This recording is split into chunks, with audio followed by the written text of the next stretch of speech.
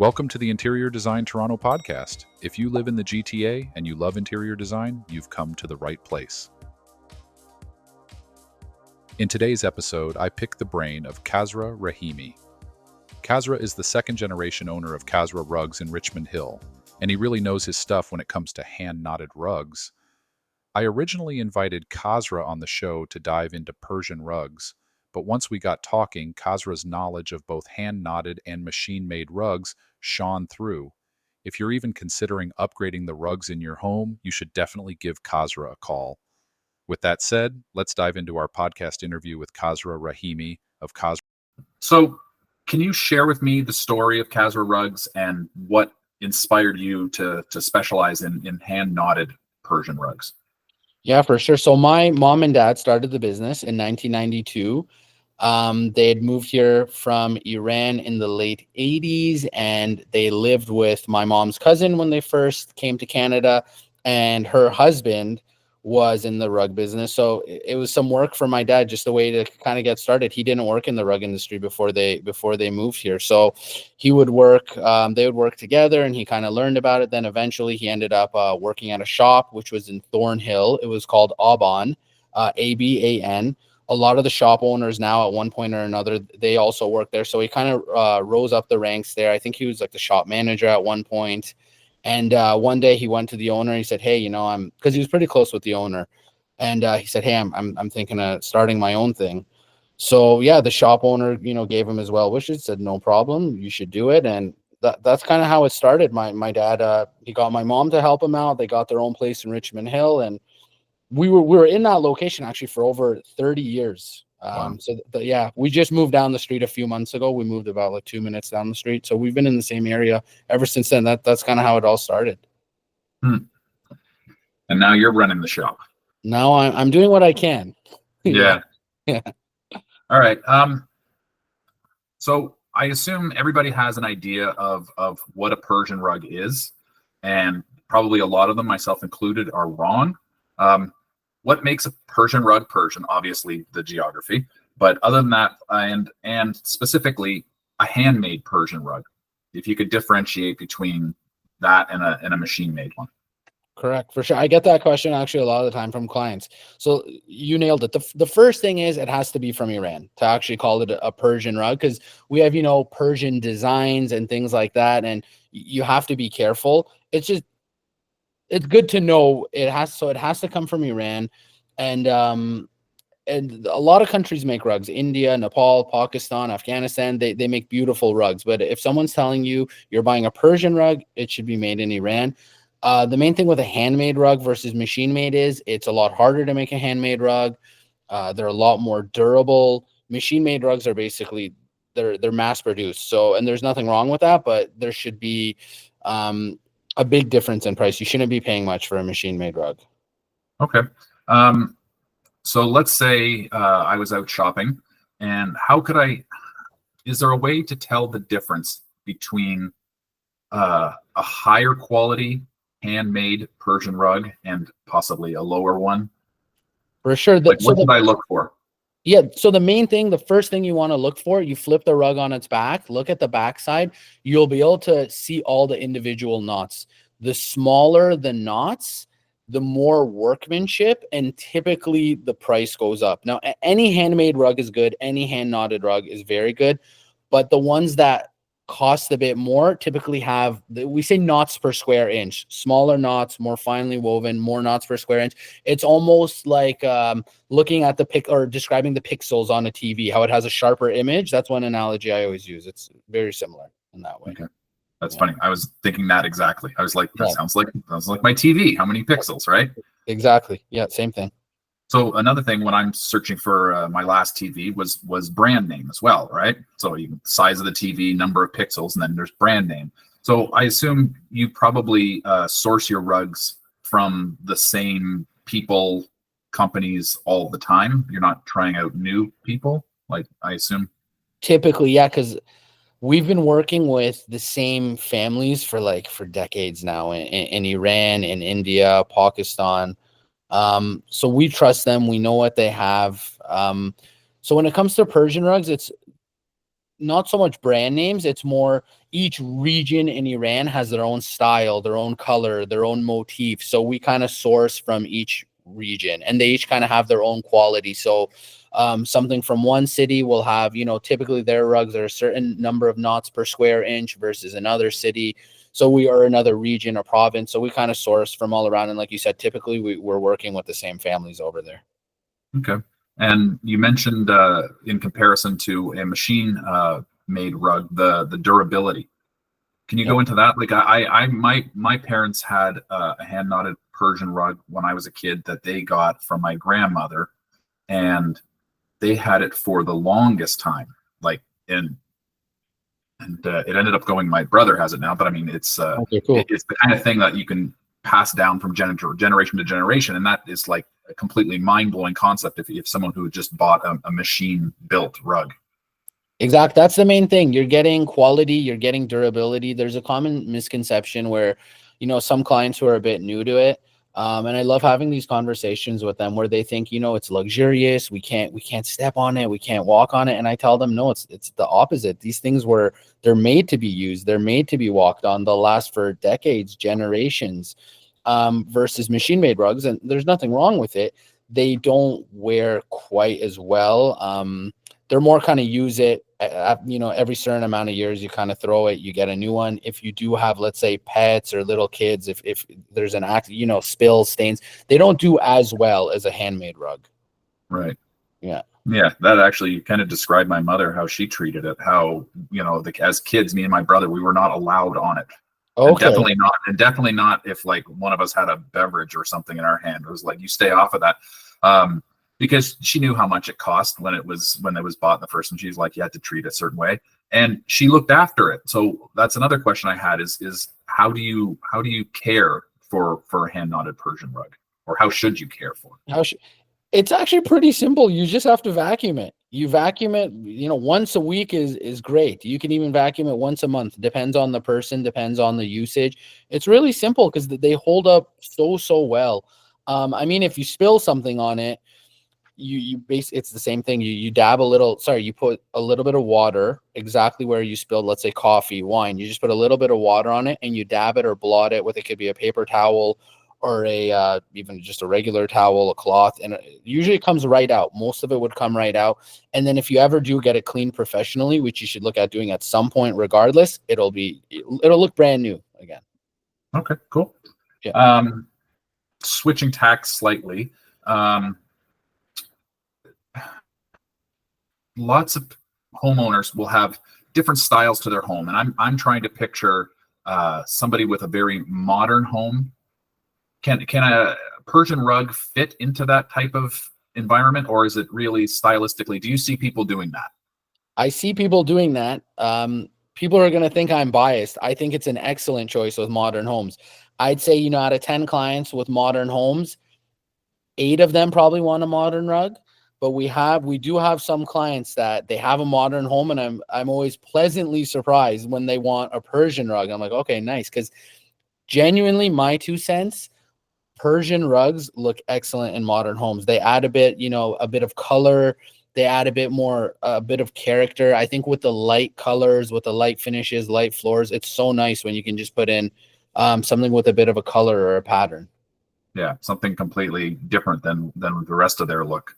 Yeah, exactly. Something that kind of stands out a bit, and it doesn't have to stand out too much or be too overpowering, but I don't know. I find we sell all types of rugs, not just Persian rugs. Our main thing is handmade, hand knotted rugs. So I have modern rugs. I do custom rugs.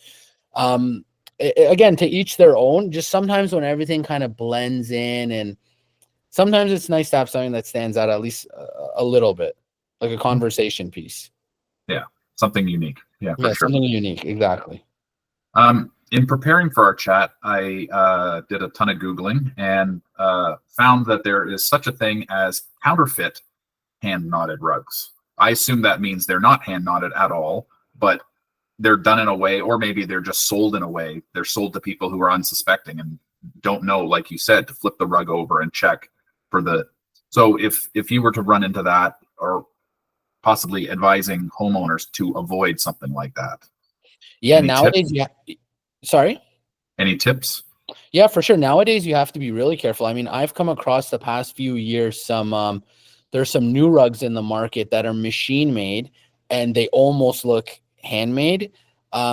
So you have to be careful when you're buying these things. You want to shop somewhere reputable, someone, someone who's been around for quite some time. Do some research online, watch this podcast. Little things that little tips would be, like we said, flip the rug over. Whenever it's a hand knotted rug, you should be able to see the knots on the back. That's one of the main telltale signs. A lot of these new counterfeits, though, they have kind of like fake knots on the back. So another way would be feeling the rug. All hand knotted rugs are typically made with wool 99% of the time. If not, the more luxurious ones will be combinations of wool and silk. But again, like 99% of the time, they're made with wool. So if it's very like, how should I say, it's very almost too like, let's say if it's shiny or if it's very like too soft, or almost sometimes the back of it, you should touch the back of it. If it's hard to the touch, it's probably because it's made of plastic. Those are usually the telltale signs. But I'd say if you're shopping somewhere reputable where you can trust them, you'll be in good hands. They'll talk, because I have a few samples of those new ones in the market that are machine made but look handmade, and I always show clients as a kind of side by side. I say, hey, this is the real thing, and you have to be careful of stuff like this. Yeah, and I would assume products like that are not going to wear anywhere like a proper hand knotted rug would. Not even close. So you there's nothing wrong with buying them. You just be careful you're not paying too much for something like that. Yeah. And I was thinking, when I was looking at that, I said, well, another thing to look at probably would be price. But then I'm like, if I'm a scam artist trying to rip you off on selling you a fake hand knotted rug, I'm not going to price it so low that it's obvious. Yeah. Right. So you're probably going to charge like a pretty penny for it. Unfortunately, that's the thing. I think when it comes to handmade rugs, shop somewhere reputable, do your research, read online a bit. Go to more than one store, speak with the shop owners. If you're not buying locally, because ever since COVID, I'm finding people are buying rugs a bit more online. People are surprised when I tell them this. Before COVID, for me at least, it was nothing. Ever since COVID, we're doing sales online. And I would say if you're thinking about buying something from across the country or from another country, call the shop, talk to them. If you're speaking with a reputable shop, they'll take the time, they'll answer all your questions. So I'd say definitely do your due diligence before pulling the trigger on a purchase. Okay. I brought up price points. I'm curious if you can give me an idea of the price of the products that you sell from, and I realize it's going to change based on the size and the region and all that kind of stuff. What's involved with that, the pricing? Pricing, yeah. Main thing you said is size. So let's say we're looking at, one size. There'll be a range. The range shouldn't be too crazy. So the thing that kind of affects the pricing, that range, even if you are looking at one size, is typically, like we said, the knots. It usually always goes back to the knots. The more workmanship, the more time involved, the finer a piece, that usually increases the price. And a lot of the time it could be another factor after the knots would be the rarity of the piece. So certain pieces, for instance, when I'm shopping and I'm sourcing, I can find lots of them. They're readily available. Whereas some of them, I mean, that's it. Like this piece behind me, if I fly to Iran tomorrow, I probably won't find this piece. Really? It's like that. Yeah. Like seriously, one of a kind. That's it. You know what I mean? I don't even know if I could find another one. So that would have an effect on the price as well. So it's kind of like different like color combinations, things like that. And then the age of a rug. Antique rugs are usually a bit more expensive because you can't find them anymore. Yeah. It's almost like art. Same thing. Right. Like, yeah. Okay. So bringing that up about not being able to possibly find that rug if you were to try to go source it now, what do you see the future in terms of production of these products, right? Like, are they still being produced in the same quantity, more, less? They're still being produced, but at a lower quantity. I think a lot of the skilled weavers have gotten, they're getting older, and it's hard to find replacements because it's a very skilled position. You really, you need to know, like, you can't just, hey, I'm taking the day off, fill in for me type of thing. You really have to know what you're doing. So I don't think there's as many skilled weavers as there once was, but there's still plenty of them. I mean, they're still making rugs. I don't think they're going anywhere, at least not for a long time. Yeah, that would be awful if it was. I mean, but I mean, it happens, right? With our, clothing. At one point, all of our clothing was homemade, right? People would make stuff, and now everything's, fast fashion and pumped out crazy fast. I mean, the idea of the difference between something that's made by a craftsperson and something that's mass produced, there's such value to that, right? Absolutely. Yeah. I was thinking, okay, so let's play a little game. Imagine that I'm a interior designer. Okay. Never been to your shop before.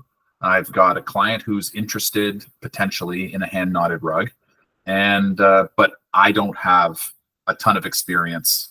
I don't feel comfortable advising, so I'm going to come to you and have you kind of take us both by the hand and take us through the process. If you had a newbie interior designer come into your shop, how do you see what the sales process would go?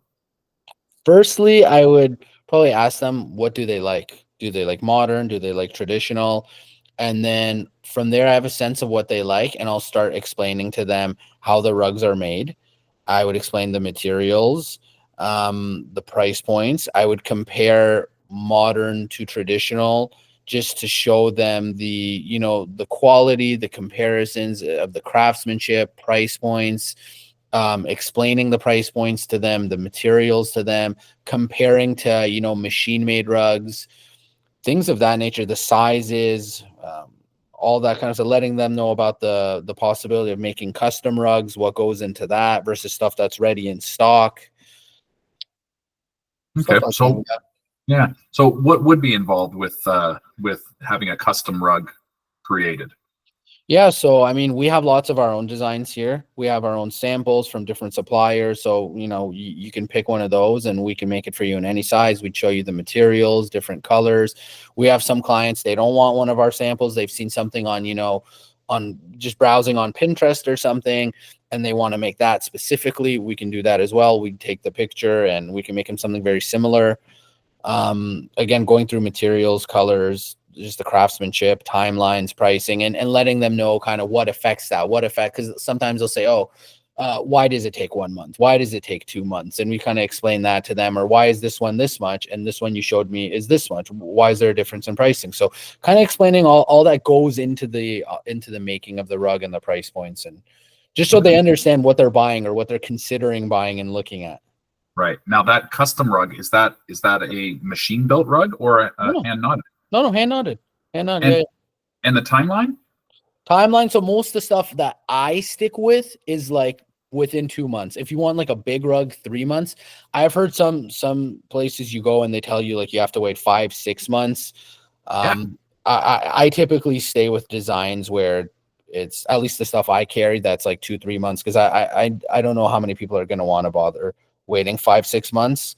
So I try and carry designs like that have realistic timelines, where most people say, even most things that people bring me, I mean, 2-3 months tops. I've even had 1 month. If it's something simple, if it's something like, tone on tone, like a cream rug, we can make it for you like a Moroccan style rug, something like that, even less than 2 months, I'd say. Okay, that's wild. The one behind you, how long would that have taken them to make that?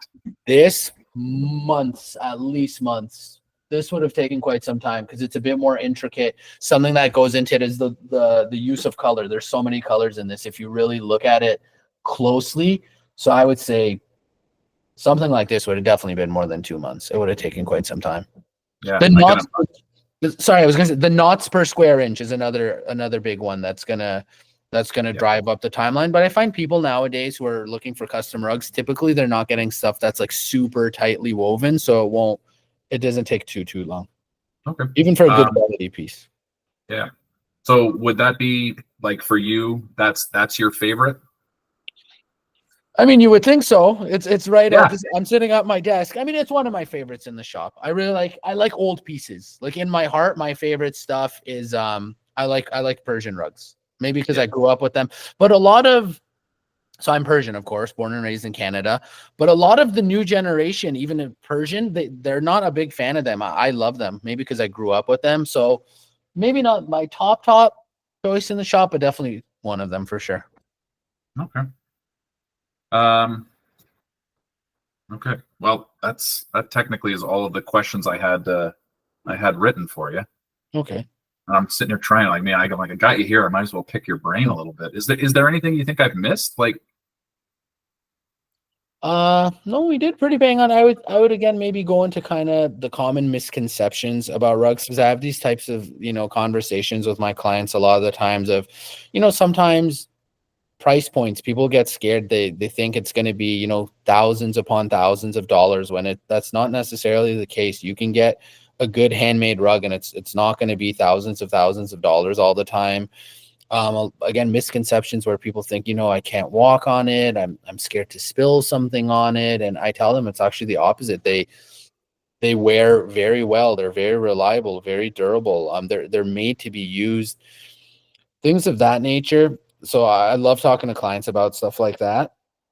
Again, not to name, I don't want to name any companies, but I saw a client the other day showed me one of the washable rugs that they're considering, and I was shocked. It was $1,000. And yeah. I told him, like, it was a bigger size, but I told him, I mean, it's your choice. I'm not even asking you to buy something from me, whatever makes you happy, whether you go here or a different shop or you get the washable one online. But I'm like, I don't think you should be paying $1,000 for something like that. So, because you'd be shocked. You could get a good hand knotted rug for not much more than that. And that's the thing is it's the lack of knowledge, right? And if you don't know, you go online and people are like, exactly, that washable rug, and people are talking about it and it's all over social media. You're like, oh, this is fantastic. And the price is $1,000. Everybody seems to think this is great. So I guess it's worth $1,000, but it's just, I think it's really good marketing. I mean, they're big companies. They throw who knows how much money behind it. They have so many influencers, the best photography. So, yeah, I mean, it works. So one thing I like that I've actually been seeing, and I think I need to do a better job of this, is I'm seeing a lot of the new generation. That's been one of the nice things with social media. I've been seeing the new generation that's gotten into the rug business. They're doing a really nice job of educating clients and providing that knowledge and talking about synthetic rugs and machine made rugs versus handmade rugs made with natural materials. They're renewable, reliable, sustainable. I think I need to do a better job of that as well, and I think social media is actually a really good platform for doing that. So people kind of can see both sides of it at least. Yeah. So let's say again, I'm a new homeowner. Me and my wife want a hand knotted rug. We're not sure exactly what we want yet, but we're a little cautious in terms of how much we can spend. And based on our preconceptions, we think it's going to cost thousands and thousands of dollars. And can you give me a range of what it would be like? I want hand knotted. I don't want machine made. Yeah, for sure. Hand knotted. Again, it depends on the size. If you're not going too big on the size, you can get something for like definitely under $1,000, for sure, under 1,000. And again, sometimes people think they're going to be, regardless of size, thousands upon thousands, which is not the case. You can get something sometimes for $500, $600, $700, $800. And a machine made one probably would be like around half the price. But I mean, I wouldn't say it's half the value. It wouldn't last nearly as long. So yeah, definitely under $1,000 you could find something. I normally ask people who I see are a bit price conscious because I understand that. I shop around at other stores too. I buy things myself. I understand that. I say, if you don't mind, just share your budget with me and I'll try and find something nice, something reliable for you within that budget. That's kind of how I work with the more price conscious clients, because I find usually there's something I can find for them in their size range and in their price range. Yeah, and give them options, and that's where the experience comes, right? Yeah, I think at the end of the day, there's going to be certain people that, and I'm not here to convince people. I know there's certain people you'll never be able to convince them, and that's, as long as you're happy, that's completely fine. I find usually when people come to me, they're ready to make that purchase. They've done their research. Typically, they're ready to pull the trigger on it, or they've had machine made rugs and like, hey, you know what, we did it that way, it was good. Now we want to kind of go for the handmade rugs now. So usually they're ready once they come to the shop. Okay. Yeah. Well, that's all I've got for you. This has been fantastic. Thank you for listening to our interview with Kasra Rahimi of Kasra Rugs. If you want to contact Kasra, I've included all his contact info in the show notes. If you enjoyed the podcast, I would super appreciate it if you would hit that subscribe button and throw us a 6-star review. They tell me that stuff is important to the almighty algorithm. But seriously, thanks for listening and stay tuned for our next episode of the Interior Design Toronto podcast.